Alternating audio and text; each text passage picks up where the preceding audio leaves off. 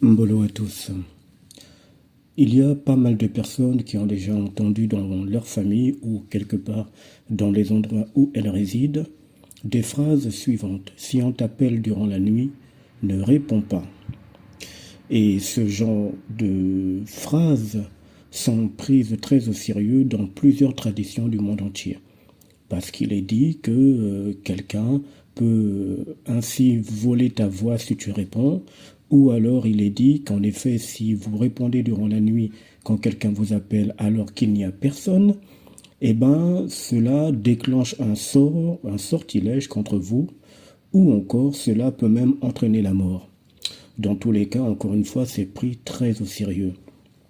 Il y a donc ces voix que les gens entendent chez eux alors qu'ils sont seuls. Ils entendent clairement un de leurs proches les appeler, parfois par leur prénom, et parfois même c'est carrément un de leurs proches qui est déjà décédé qui semble les appeler, ou il arrive que ce soit quelqu'un qui est encore entre griffes en existence terrestre, mais qui n'est pas présent dans la pièce ou dans la maison ou dans l'appartement ou dans le lieu et qui appelle un individu.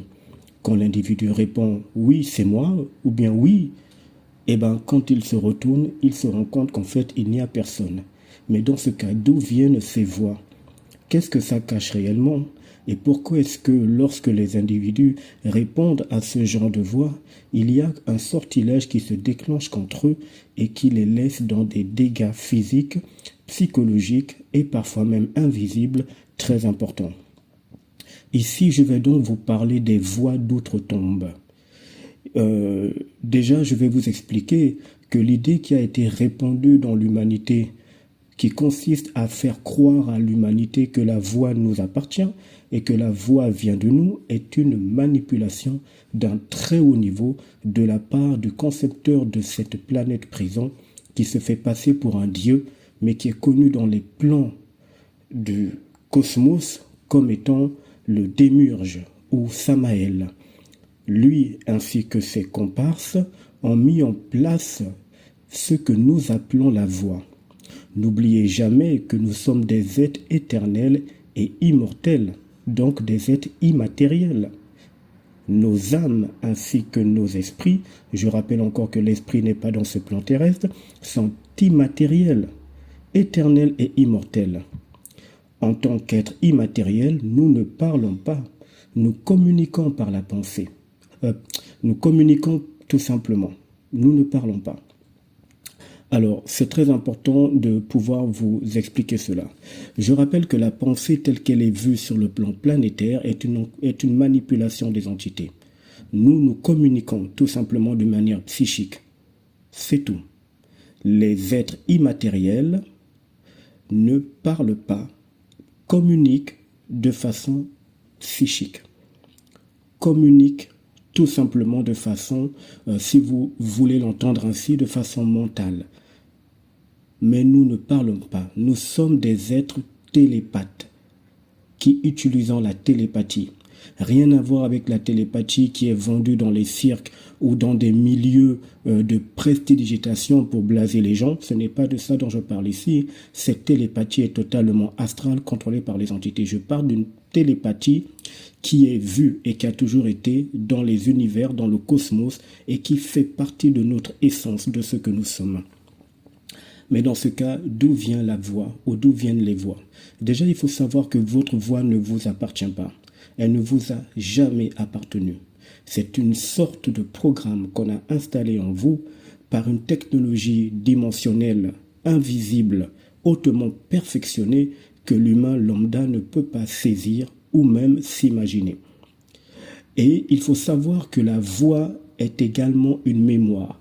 C'est d'ailleurs même principalement une mémoire, c'est-à-dire que c'est une âme, parce que la mémoire c'est de l'âme, c'est une âme qui a été introduite en vous et qui maintenant active ce procédé.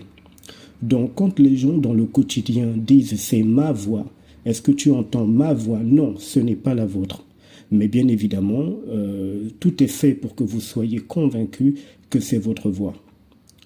Parce que les esprits, déjà même sur un plan purement planétaire, astral, d'entité, les esprits ne parlent pas. Ils communiquent par télépathie. Mais c'est un principe qui ne vient pas des esprits ou encore des entités de ce plan astral. C'est un principe qu'il y a dans les univers et dans le cosmos. C'est tout. Donc les voix ne vous appartiennent pas. Et c'est pour ça que vous allez observer qu'il y a toujours quelqu'un qui aura la même voix que la vôtre, qui va s'exprimer exactement comme vous, parce que ça ne vous appartient pas. Donc, il n'y a pas de voix qui soit différente à une autre. Ça n'existe pas. Par contre, la vibration qui sera maintenant dégagée par le véhicule de la voix va clairement déterminer votre origine et surtout votre signature énergétique, votre vibration. C'est donc la vibration qui fera toute la différence et qui fera de vous un être unique. Mais ce n'est pas du tout votre voix. La voix n'est qu'un véhicule et c'est un véhicule que tout le monde emprunte. Encore une fois, vous n'êtes pas le seul à avoir ce timbre de voix que vous possédez aujourd'hui. Quelqu'un d'autre là au Sénégal, au Mali, au Maroc, au Gabon, à Haïti, en Guadeloupe, en Guyane, au Canada, en France, aux États-Unis. Nous avons tous des voix interpartagées et identiques d'une manière ou d'une autre. Ce qui veut dire ici que lorsque vous existez encore dans ce 21e siècle, en 2024, et que vous entendez la voix d'un de vos parents décédés qui vous appelle, c'est une mémoire que les entités ont activée, qu'elles ont tout simplement mis en place. Cette mémoire a pour mission de libérer la voix à laquelle vous avez été habitué, mais qui n'a jamais appartenu à votre parent décédé. Par contre, c'est une voix d'outre-tombe. Lorsque vous allez l'entendre et que vous allez répondre à son appel, vous êtes en train de répondre en disant que je viens avec toi dans le monde de la mort. Et je veux rester avec toi, puisque lorsqu'on vous appelle dans le quotidien, quelqu'un vous dit, un de vos parents, un ami, un proche, une copine ou une chérie, peu importe, vous dira, tiens, Jean-Jacques, viens. Vous allez venir vers lui. Vous écouterez ce qu'il aura à vous dire et en fonction, vous resterez ou pas avec lui. Sauf que selon le plan astral des entités, le piège mis en place dans ce sens est totalement différent. Lorsque vous répondez à un appel d'une personne que vous ne voyez pas, qui plus est durant la nuit, lorsque vous dites simplement « oui, qui m'appelle ?» ou bien « oui, c'est moi », eh bien vous tombez dans le piège. Vous dites aux entités, vous dites bien à ces entités-là, qui ont activé la mémoire de cette voix de votre ancien parent défunt ou je n'en sais rien, vous êtes en train de dire que je viens avec vous dans le monde de la mort, puisque cette voix vous appelle. En répondant à cet appel, dans le plan astral, vous acceptez de rentrer dans le monde de la mort. Et c'est pour ça qu'il y en a finalement qui meurent au bout de quelque temps, ou bien qui subissent des dégâts dans leur quotidien, ou encore des dégâts dans leur existence sociale au sein de cette planète. Voilà comment ça se passe. La voix ne vous appartient pas. Tout a été fait pour que l'être humain soit totalement coupé de la télépathie cosmique à laquelle il était habitué. Et on a introduit donc en lui des mémoires vocales pour lui donner ainsi la sensation, l'idée, la conviction que cette voix vient de lui. Aucune voix ne vous appartient. Faites très attention à ce petit détail. Il est important que vous puissiez réaliser dans quelle manipulation l'humanité est tombée dans cette planète. Si cette voix était la vôtre, elle aurait été unique dans le son, dans tout. Et pourtant, quelqu'un d'autre, encore une fois, a un terme de voix identique au vôtre. Ça veut donc dire qu'ici, il n'y a aucune différence entre la voix de Jean-Jacques, la voix d'un certain Mathieu, la voix d'une Adeline et la voix d'une certaine Marie-France, et ainsi de suite. Simplement, ce sont les environnements qui changent, les décors changent, les lieux changent, les cultures changent, les habitudes changent, mais vos voix sont toujours identiques à quelqu'un, sinon à plusieurs personnes dans le monde. C'est pour ça que la voix ne vous appartient pas. Mais encore une fois, la vibration de votre énergie qui utilise ce véhicule fait de vous un être unique.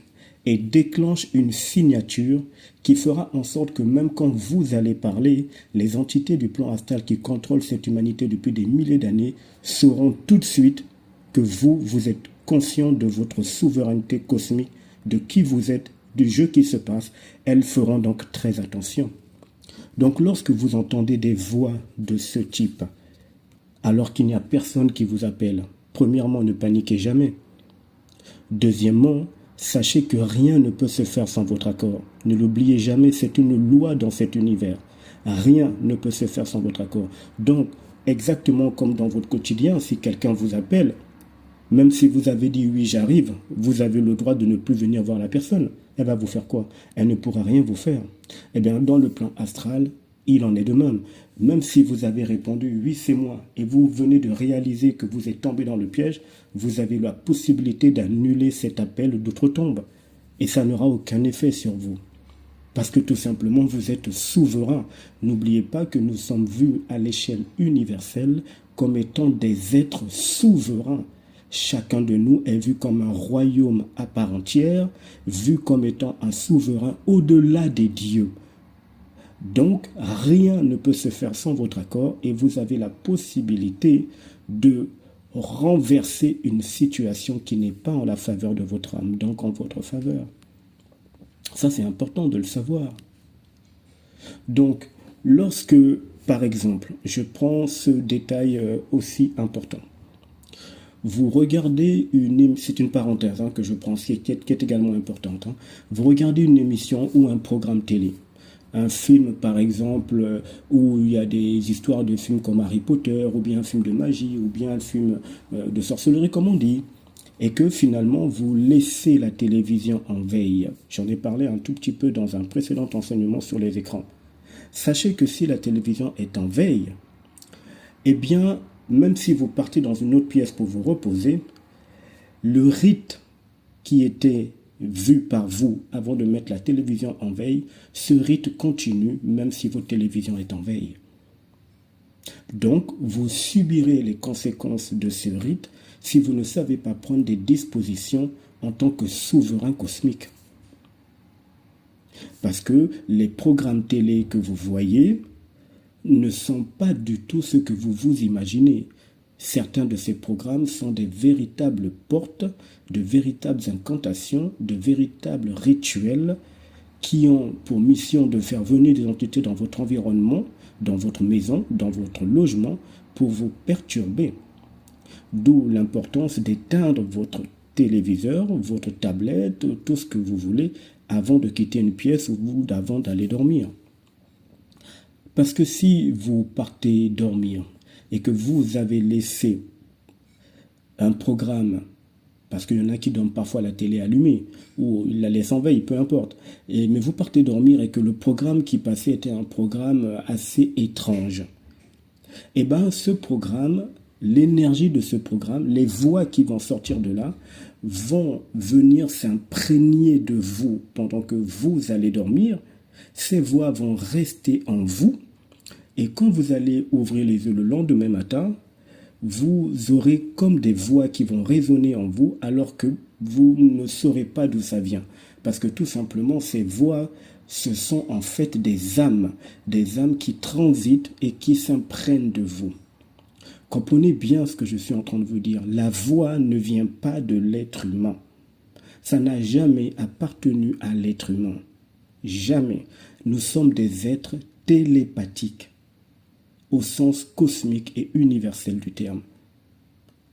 La voix est un moyen qui a été utilisé par les entités pour berner l'âme humaine et pour piéger l'humain, lui faire signer des contrats. C'est pour ça que lorsqu'on vous appelle et que vous répondez « oui, qui m'appelle ?» alors qu'il n'y a personne autour de vous qui vous a appelé, le « oui » en question, c'est un accord. C'est un contrat. Chaque fois que vous dites « oui », sachez que c'est un contrat que vous signez, que vous renouvelez, mais de façon occulte, invisible, que seule votre âme ressent. Donc vous entrez dans des alliances en permanence sans même vous en rendre compte. Il était donc utile que je vous parle de ce type d'information pour que vous sachiez que une fois que l'individu devient lucide et qu'il est conscient de cette manipulation, il sait maintenant que la vibration qu'il mettra quand il va parler, la vibration qui provient de son énergie, de son esprit, cette vibration va tout simplement faire une sorte de différence très importante et ne pourra pas être utilisée contre l'individu en question. Ce n'est pas possible. La voix sera dans le son la même à celle d'un voisin ou de quelqu'un d'autre, mais la vibration, étant donné qu'elle sera totalement une vibration très forte venant de l'esprit, eh bien, les entités ne pourront rien faire contre un individu.